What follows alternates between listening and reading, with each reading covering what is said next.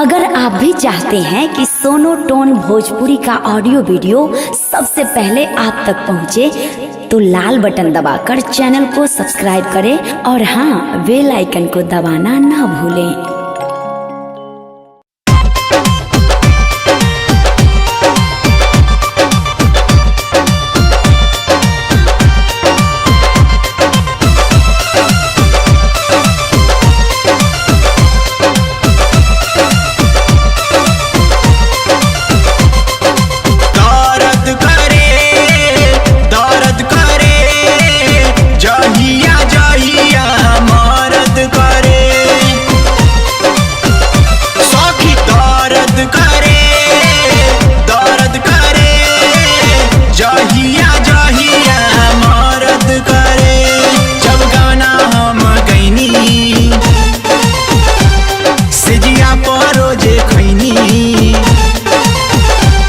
जब गवना हम गईनी सिजिया परोजे खैनी, कलम पे धोके हमके सुता देला रे।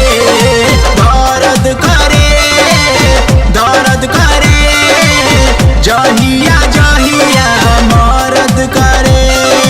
दर्द करे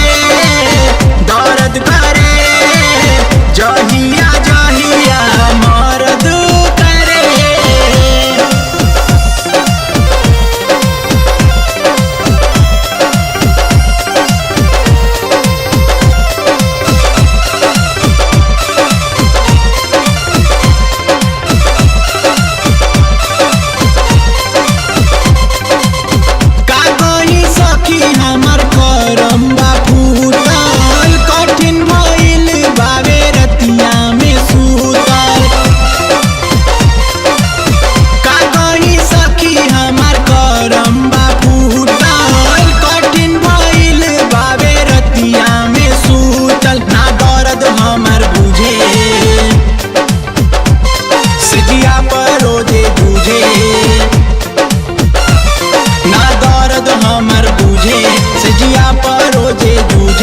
अब तनिको नाई काम दूध हरद करे।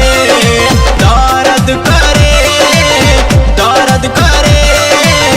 जहिया जहिया मरद करे।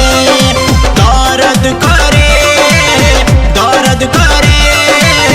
जहिया जहिया मरद करे।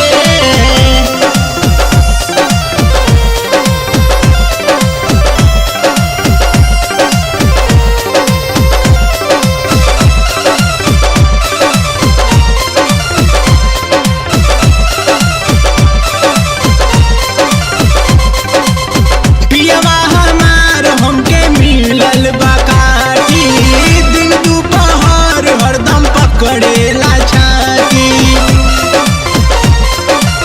पियवा हमार हमके मिलल बा।